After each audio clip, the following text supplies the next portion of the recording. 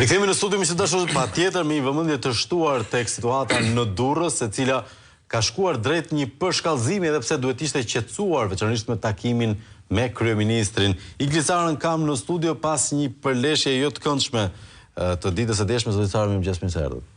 Faleminderit ju për ftesën, si gjithmonë, kënaqësi. Pam nga brenda takimit në fakt që tensionet ishin të larta. Dim që gjithashtu është përfolur, sikur ja ka dalë kryeministrit të krijojë një përçarje të vogël mes banorëve, por ajo që ishte më shqetësuese ishte pikërisht një persekutim politik në sytë të gjithëve, kur disa banor, po të prekur nga projekti, i konsideroi thjesht si PD-ja, dhe kështu që i zhvlerësoi, i degradoi si qytetar të dorës së dytë, dhe jo qytetar që edhe pse të PD-s apo të kujdo tjetër duhet komunikonte me ta si të qoftë.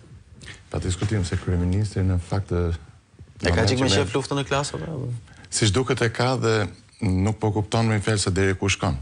Ndofta është në të delirin e tij dhe mendon është i dashuruar me veten dhe mendon që gjithmonë ka vetëm ai të drejtë. Dhe mënyrën se si trajton fakt qytetarët është dëshpëruese. Dhe aq më tepër që edhe të drejtën e fjalës, që është mbrojtur me kushtetut, se drejta e fjalës është garantuar me kushtetut. Edhe atë ka qef t'ia heqë qytetarëve. E pje veprimin, merre pak. Kupton, atë thua se çfarë kishte thënë qytetari, kishte thënë të drejtën, po të pret gysi për të pirë një verë. Mos i mashtro qytetarët kaq. Për sa i përket asaj që ju thatë pak më parë që ka një demokraci, unë nuk mendoj kështu. Tani më ka dhe një deklaratë të banorëve. Po, përgatit regjia, ka një deklaratë të sekondave të fundit, miq të dashur, regjia më thotë që e kemi gati, ta fillojmë nga ajo më mirë. Nga qëndrimi i fundit i banorëve të projektit TID në Durrës. Kjo është deklarata e tyre?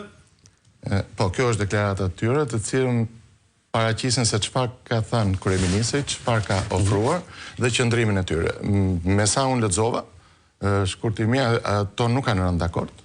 Nuk ka një dakordsi me kryeministrin. Sepse çfarë në qoftë se do të madhohet që ta shohin qytetarët, tani do e bëj regjia. Atëre çfarë ka thënë kryeministri? Kryeministri pikë pari, fjalinë e parë të bisedës ka thënë projekti do të vazhdojë në të gjitha rastet. Pra pavarësisht se ju jeni apo jeni të kënaqur, keni këtë ofertë, dhe oferta e parë është që të rrisit çmimin për metër katror të çojë tek referenca. Dhe pyetja këtu direkte është, po mirë, si ka mundësi që në kaq muaj nuk e pranoi këtë ofertë, dhe nëse ju kujtohet në takimin që kemi pasur më parë para disa kohësh, kemi thënë pikërisht, po pse nuk e çon të paktën ke referenca, dhe e bëri këtë, po pse mas kaq muajsh? Dhe pyetja e dytë që vjen, po mirë, a duhet një VKM tjetër? Sepse duhen disa procese ligjore. Ja ta përcjell pak deklaratën. E gjithë gjëja. Nëse më lejon, deklaratë e banorëve të prekur nga projekti TID, miq të dashur. Në vijim të diskutimit zhvilluar me përfaqësuesin institucional, kryeministrin dhe kryetarin e Bashkisë Durrës, ndjejmë detyrimin të bëjmë publike qëndrimin tonë si banor të prekur nga projekti. Gjatë takimit u deklarua qartë se projekti do të realizohet patjetër dhe se nuk do të ketë asnjë ndryshim në të. Alternativat që na u ofruan janë: të pranojmë një çmim shpronësimi pak më të lartë, të zhvendosemi në zona periferike të përcaktuara prej tyre, të mblidhemi të gjithë në një objekt të vetëm të zgjedhur nga bashkia. Dhe kjo pak geto e qytetarëve durrësar kjo. Ne kundërshtojmë këtë qasje, projekti ka mangësi dhe shkelje procedurale, ka prona të papërfshira në listën e shpronësimeve ose pa ekspertizë të saktë. Nuk mund të pranojmë një projekt me shkelje vetëm se është vendosur të zbatohet. Propozimet e kryeministrit nuk janë dakordsuar me ne. Çmimi i referencës është një çmim dysheme, zhvendosja edhe nëse pranohet nga banorët duhet bëhet me dakordsinë e vetë tyre. Deri tani propozimet mbeten vetëm fjalë. Kërkojmë shtyrjen e afateve ligjore të ekzekutimit të projektit, pezullim të shëmbjeve, shqyrtim ligjor të plotë të çdo rasti një nga një. Në të kundërt, do detyrohemi të përshkallëzojmë protestën, të intensifikojmë reagimin publik dhe institucional. Komunikimet tona në nivel ndërkombëtar janë realizuar dhe do të vijojnë në mbrojtje të drejtave tona. Tani një sekond. Ta fillojmë nga e fundit që më duket edhe më emergjentja. Nëse kryeministri thotë që projekti do të vazhdojë, më duket mua skenari më i keq, apo e ka fjalën pikërisht për prishjen që është parashikuar këtë muaj të këtyre shtëpive?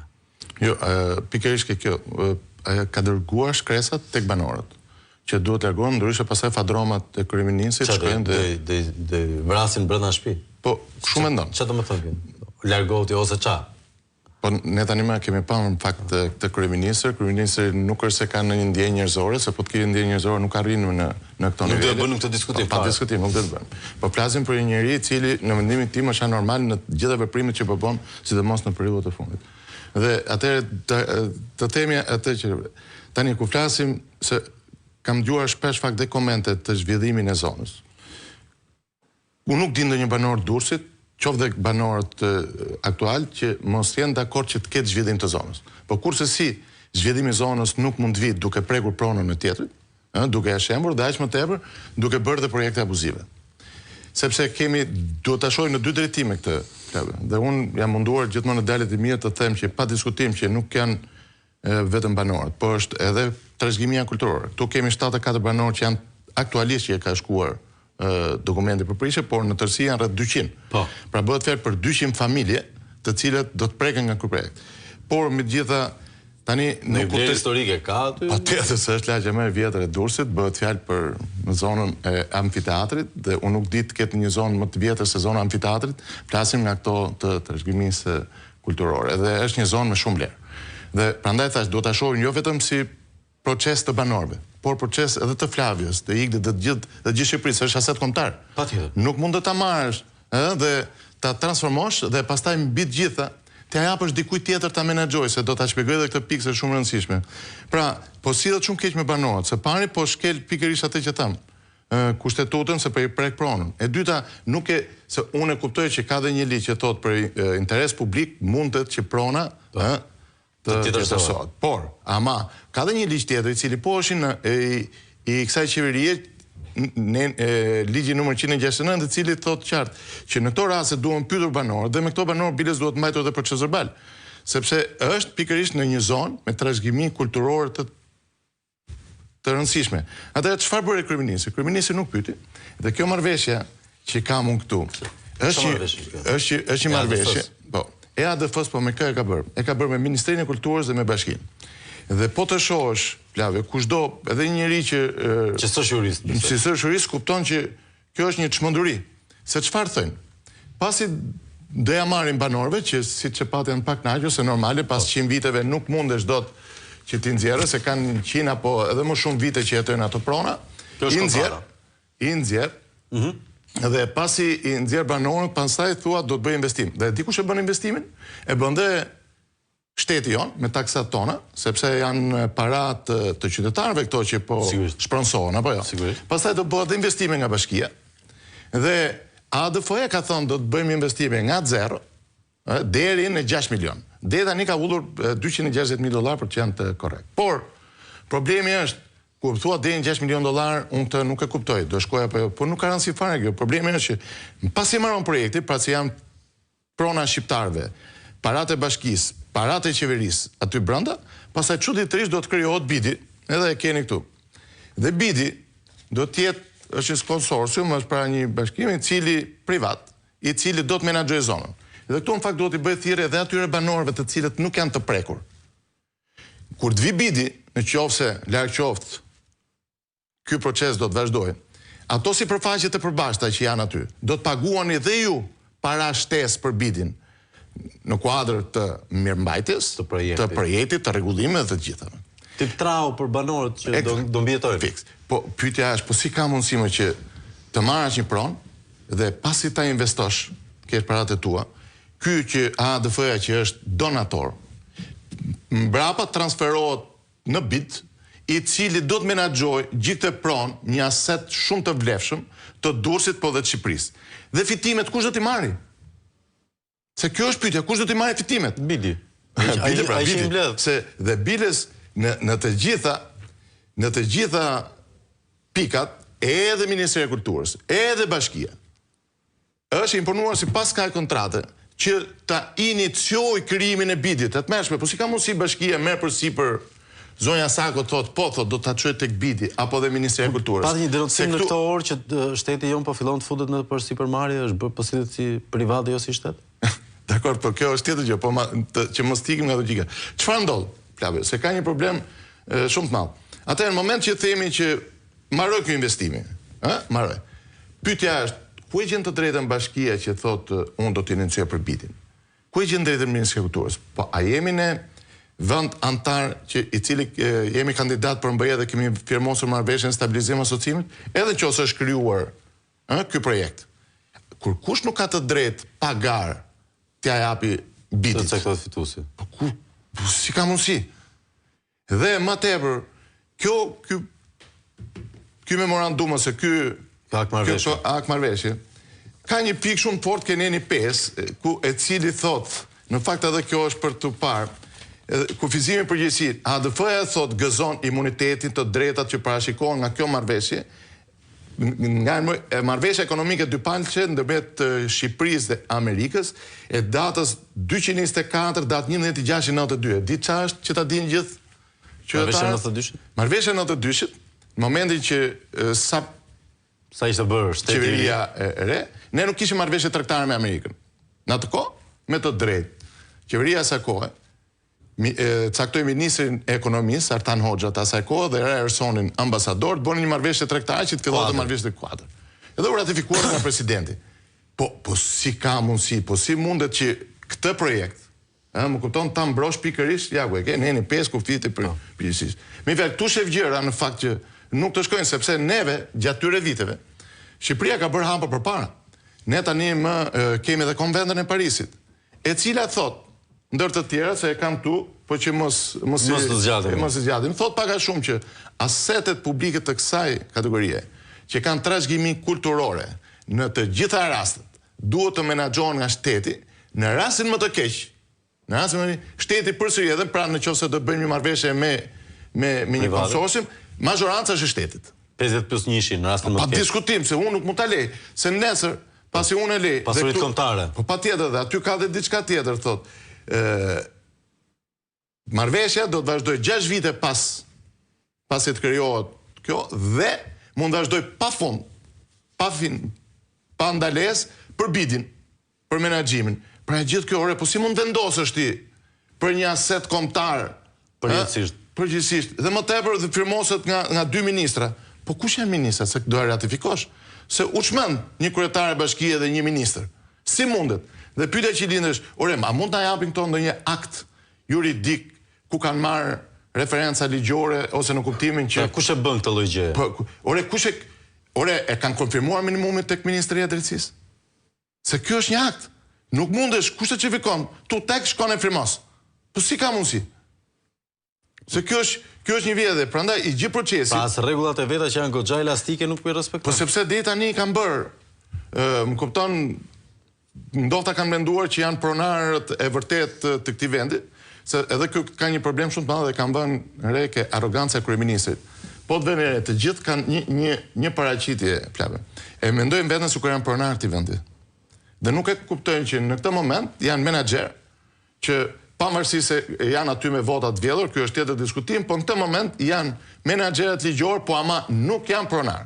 Pronarët e vërtet janë pikërisht ato banorët, që po i tetërsohet prona, janë qytetarët e Shqipërisë kudo, edhe ato bile që nuk jetojnë këtë moment në Shqipëri, janë pronarët e vërtet të vendit. Dhe ti nuk mundet të marrësh pronë ti tetërsosh, ti kalosh, t'ia japësh miqve të tuaj, sepse nuk e ke këtë të drejtë. Nuk ta njeh as ligji, por në një sens logjik duhet ta kuptoj kryeministri që nuk është pronë e tij. Se nëse janë kaq dashamirës. Po nuk duket sikur e kupton. Nëse janë kaq dashamirës, dhe këtu kam një pyetje.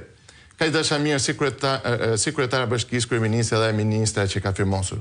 Po mirë, ku e do kanë kaq shumë këtë projektin. Pse nuk ja dhanë shtëpiat e tyre pronarëve? Edhe të shkojnë vetë në spital apo të marrin vetëm shpërblimin, gjithë ato që bëjnë sikur e duan pronën. Ku është në kurrizë të tjetrit, në kurrizë të pronarëve të vjetër për kaq vitesh, thotë dini ose duan për interes publik. Që thash, nuk është interes publik, është interes, po ja u them, privat, xhepash. Siç është piramida, butrinti dhe të gjitha me radhë. Se të gjithë kemi kuptuar që në këtë moment ky lloj menaxhimi nuk është i suksesshëm. Fundja qytetarët nga prona atyre nuk marrin gjë, sepse nesër ato do të paguajnë për çdo gjë dhe fitimin nuk e marrin. Bëjmë një ndërprerje të vogël në kuptimin logjik për te skandaleve me letrat, se fatmirësisht këta i bëjnë dhe letrat skandaloze, jo vetëm përpjekje se paktën dikur kishim, le themi, kishte një lloj respekti formalisht ndaj ligjit në vitet e para të qeverisë Rama, që ishte djalli në detaje, tani me sa duket nuk kanë më as kufizime të kësaj natyre. Por do doja të spostoshim tek banorët. Si është gjendja e tyre pas takimit me Ramën?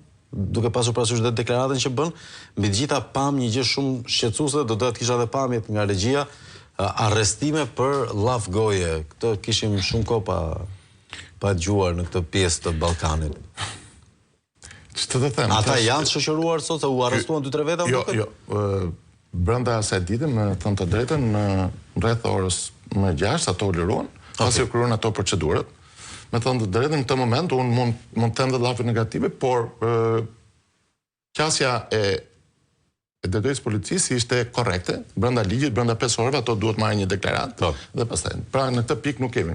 Por ama veprimi i kryeministit, arroganca e tij, merreni pak thjesht se folët. Përmeni Gysin. Kjo është vazhdim e çmendurisë, nuk kam fjalë. Por përsa i përket banorëve, ato më qartë se deklarata nuk ka. Ato është normale që nuk mund ta pranoj këtë ofertë, aq më tepër që unë jam i sigurt që ky është një mashtrim. Është keq sa është oferta? Pse është mashtrim? Sepse gjatë tyre ditëve kryetarja e bashkisë, por dhe përfaqësues të bashkisë janë munduar që të joshin banorët. Deri diku kanë shkuar deri aty sa thënë që ju mund të shkoni aty, biles edhe ke ky pika e tretë që thotë do t'i bëjmë një ndërtesë për bashkët, do t'ju paguajmë dhe bonus qera të gjitha. Po mirë. Ka ndonjë banor që mund të mashtrohet më nga kjo deklaratë që do i paguajmë bonus qera? Pa ka 3 vite Durrësi që nuk merr bonus qera për rindërtimin. Ka 3 vite. Po si mundet që ti po e jep këtyre që janë akoma pa shtëpi dhe kanë 3 vite. Që i ke legët. Që i ke, edhe nuk premton që do të japësh kjo është thjesht sa të kaloj rradhën që të shemë shtëpitë. Pastaj nuk do të japet më telefoni banorëve, jam i sigurt që do të lehen më çirt fatit, sepse e kemi parë dhe është një rast tani më që dihet. Dhe për sa i përket ne në fakt ndofta veprimi im, ndonjëherë them që pata një moment të nervozizmi, sepse e para mënyrën se si reagojnë ndaj qytetarëve, dhe unë aty i them, po si ka mundësi që don ta zgjidhësh këtë çështje me arrestime, se kjo nuk është punë arrestime. Ne e dim që shteti në këtë moment është më i fortë se qytetari, sepse të rrethohesh me polici, kudo shihnim vetëm policë.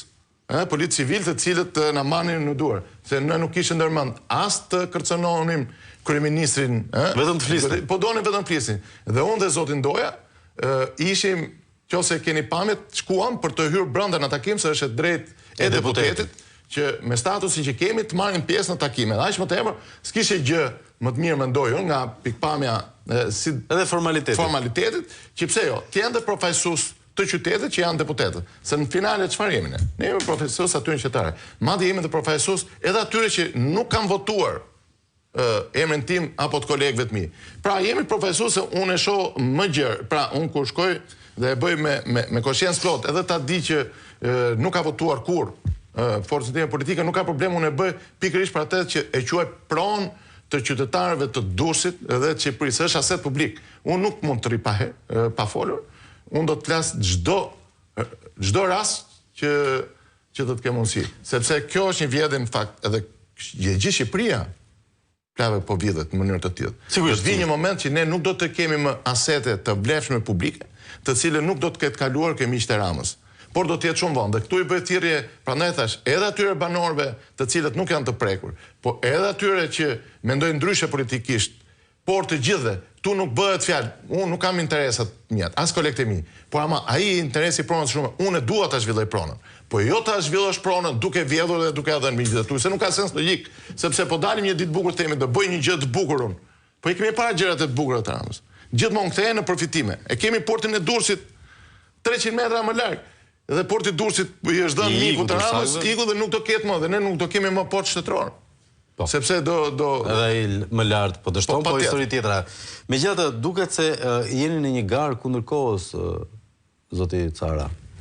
Banorët bën këtë deklaratë sot kur refuzojnë të gjithë propozimet e kryeministrit, ndërkohë kryeministri ka në kokën e vet bashkë me bashkinë një datë për t'i nxjerrë ata përgjithsisht me dhunë, jo, edhe për t'i shëmbur shtëpitë e tyre me një dhunë barbare.